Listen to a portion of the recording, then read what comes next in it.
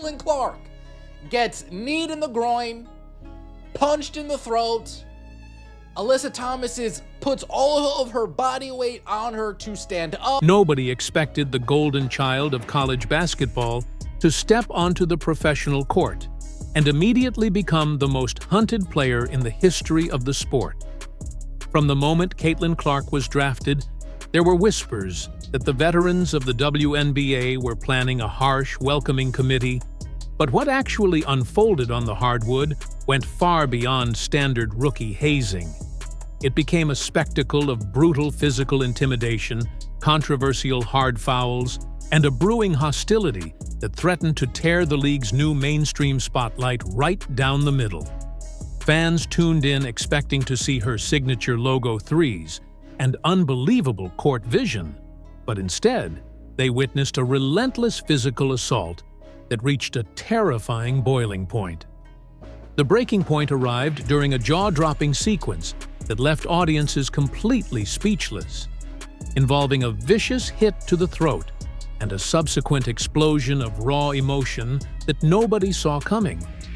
Everyone knew there would be an adjustment period, but the sheer level of animosity directed at a single rookie was absolutely unprecedented. And what happened next would shock everyone.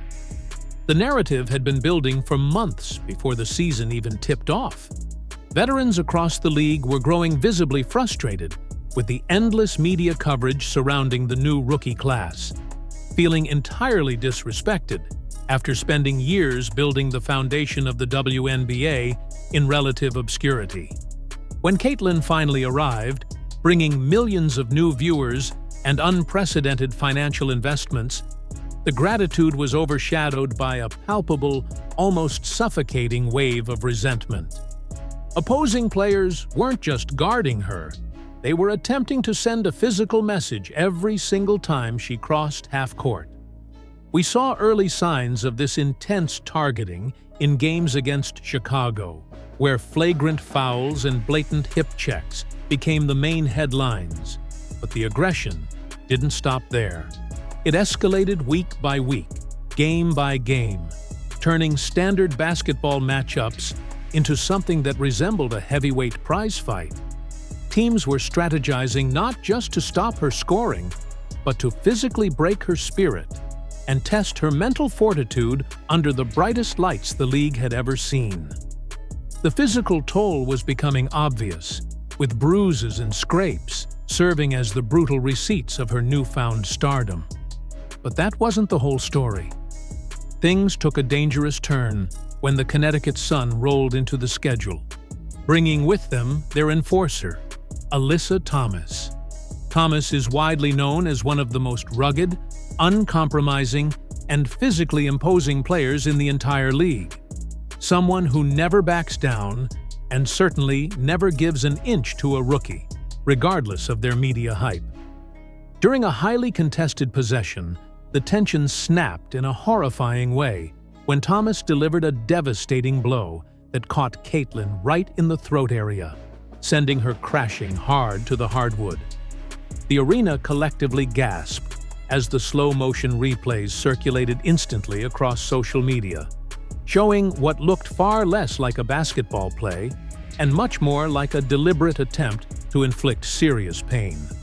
It was the kind of dangerous, high-impact collision that sparks immediate outrage, leading to fierce debates about player safety and the invisible line between playing tough and playing dirty. The referees blew the whistle, but for many watching at home, a simple foul call felt entirely insufficient for an act that could have resulted in a severe injury. Fans were absolutely furious, flooding online platforms with demands for suspensions and heavier fines, pointing out that no other player was being subjected to this level of targeted violence. The league was suddenly facing a massive public relations nightmare, forced to answer uncomfortable questions about whether they were truly protecting their biggest investment. But the real surprise was yet to come. Instead of shrinking away or letting the physical abuse dictate her game, Caitlin Clark went absolutely nuclear. Up until that moment, she had mostly taken the high road, brushing off the hard fouls with a smile and focusing entirely on her performance.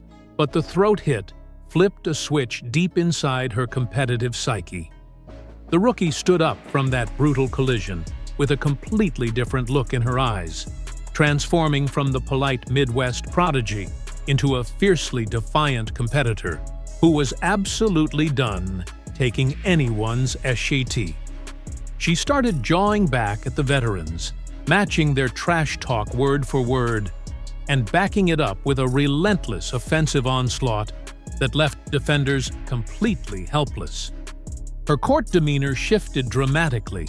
She began demanding the ball with a fierce intensity, directing traffic, and hitting impossible shots from the parking lot, glaring down her opponents as the net swished. It was a spectacular display of mental toughness that silenced her harshest critics, proving that she possessed an unbreakable will to match her generational talent. The veterans had tried to bully her into submission, but their aggressive tactics had completely backfired, inadvertently awakening a ruthless version of the rookie that was entirely unstoppable. This explosive reaction sent shockwaves through the locker rooms of every opposing team. And the drama was far from over. The escalating tensions perfectly mirrored the highly anticipated matchups against the Phoenix Mercury, a team that had already made their feelings perfectly clear long before the season began.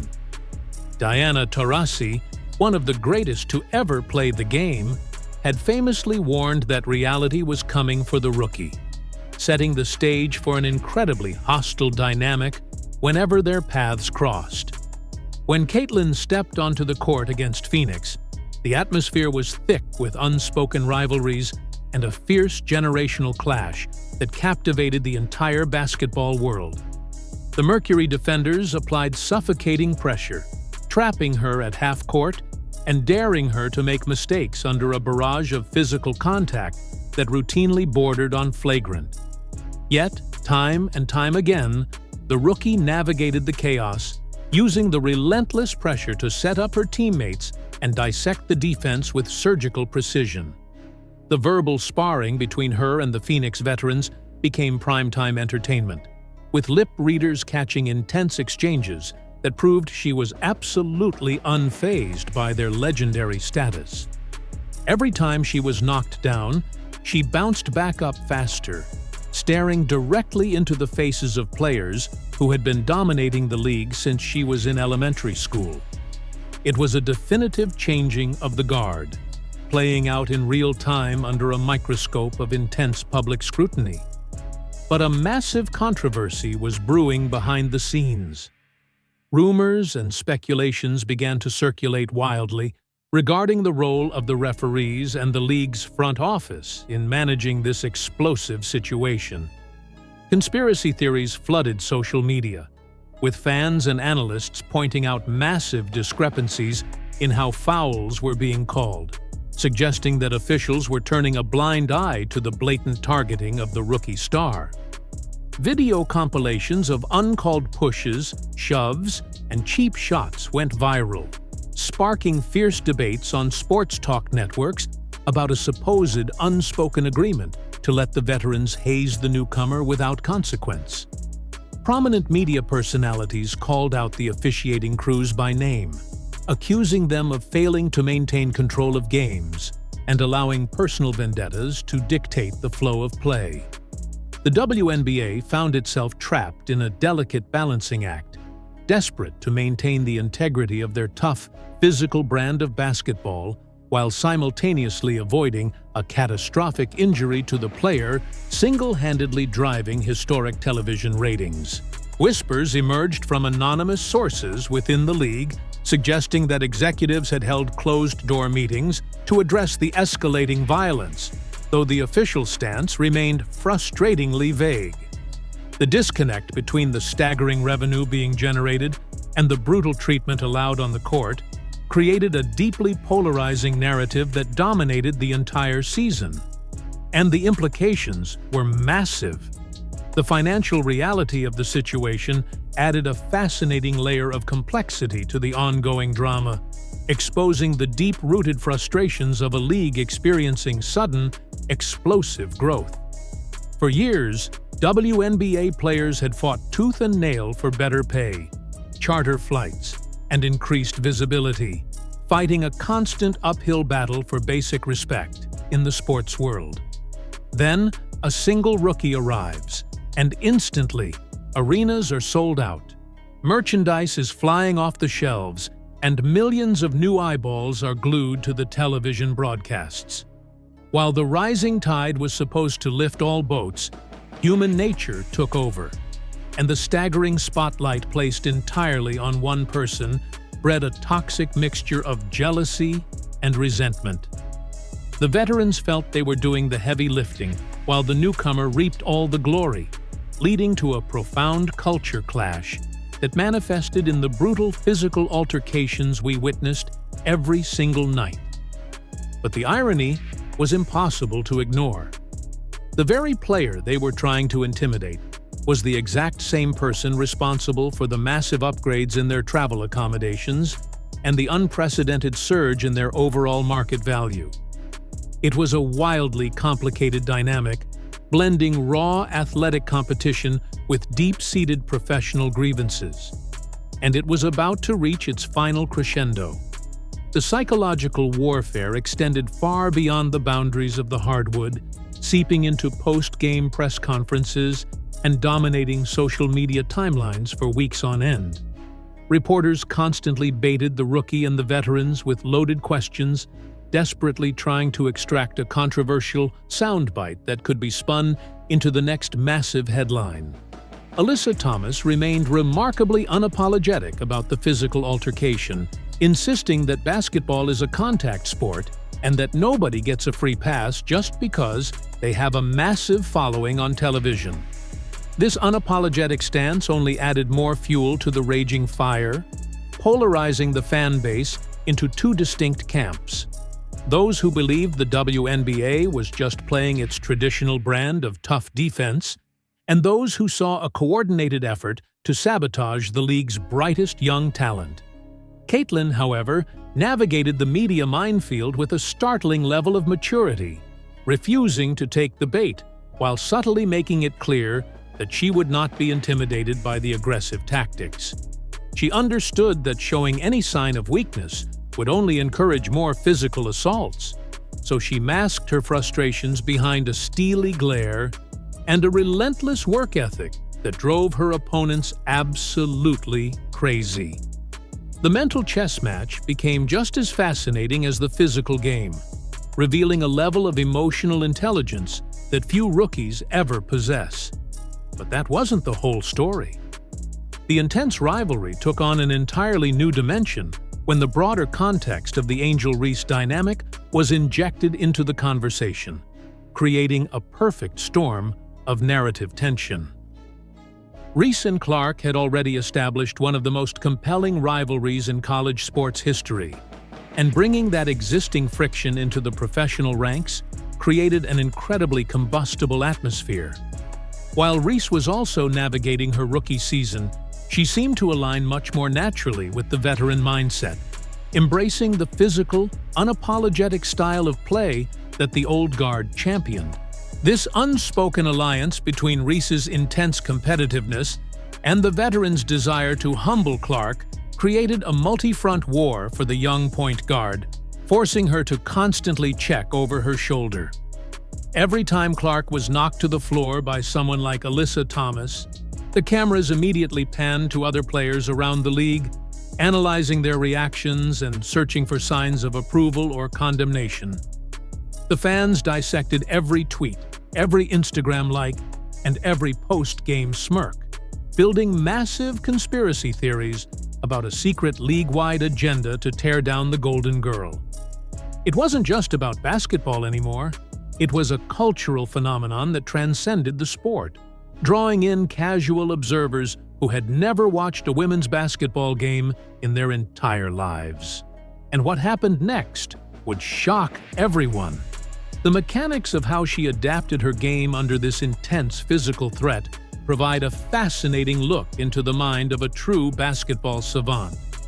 Early in the season, defenders would press up aggressively, using their hips and forearms to dictate her path, essentially daring the officials to call a foul on every single possession. After the devastating blow to the throat, however, Caitlin fundamentally altered her approach to creating space, utilizing hesitation dribbles and lightning-fast crossovers that used the defender's own aggressive momentum completely against them. She started punishing the hard closeouts by slipping past the first line of defense and exploiting the massive gaps left behind, finding her teammates for easy layups, while the enforcers were still recovering their balance. This strategic adjustment completely neutralized the bullying tactics, turning their overwhelming physicality into a massive defensive liability that opposing coaches scrambled to fix. She wasn't just surviving the hits, she was actively weaponizing the defensive aggression, turning every cheap shot attempt into a mathematical advantage for her team. This incredibly high basketball IQ separated her from every other rookie in the class, demonstrating a level of on-court processing speed that left veteran point guards shaking their heads in disbelief. And the drama was far from over. The national media's obsession with the physical targeting of the rookie reached a fever pitch, with primetime sports talk shows dedicating entire segments to analyzing the unspoken code of the WNBA. Personalities who traditionally ignored women's basketball were suddenly breaking down game tape, pointing out the vicious screens and off-ball shoves that were flying completely under the radar of the officiating crews. The conversation naturally shifted toward the broader implications for the league's marketability, questioning how executives could sit back and watch their most valuable asset get battered on national television without intervening.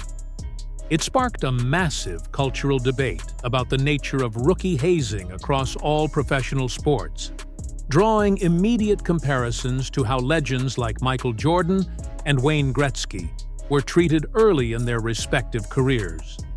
The consensus was clear. While physical initiation is a long-standing tradition in professional sports, the coordinated, almost vindictive nature of the attacks on this specific player crossed a dangerous line that required immediate regulation. The pressure on the commissioner's office became absolutely deafening, with major sponsors reportedly making behind-the-scenes inquiries about the league's commitment to player safety and the preservation of their brand investments. The entire business model of the league was being stress-tested by the fallout of a single hard foul, and what happened next would shock everyone. In the aftermath of the most chaotic stretches of the season, a surprising narrative of resilience and unity began to emerge from the Indiana locker room, solidifying the rookie's status as a true leader. Her teammates, initially caught off guard by the sheer ferocity of the opposing teams, began to rally around their young star, establishing their own physical presence to counteract the constant bullying. Players who had previously shied away from confrontation were suddenly stepping into the fray, delivering hard screens of their own and making it explicitly clear that any cheap shots directed at their point guard would be met with immediate retaliation. This bonding through adversity completely transformed the team's chemistry, turning a disjointed roster into a fiercely loyal unit that fought tooth and nail for every single possession. Caitlin's willingness to take the hits and keep pushing forward earned her the ultimate respect of her peers, proving that she wasn't just a media darling, but a legitimate trench warrior willing to bleed for the victory. The shift in team dynamics was palpable on the court, resulting in a thrilling late-season surge that completely silenced the critics who claimed she couldn't translate her collegiate success to the professional level. The brutal initiation had intended to break her apart, but it ultimately forged her and her team into a terrifyingly cohesive force. But the real surprise was yet to come. The ripple effects of this unprecedented rookie season extended far beyond the immediate rivalries, deeply impacting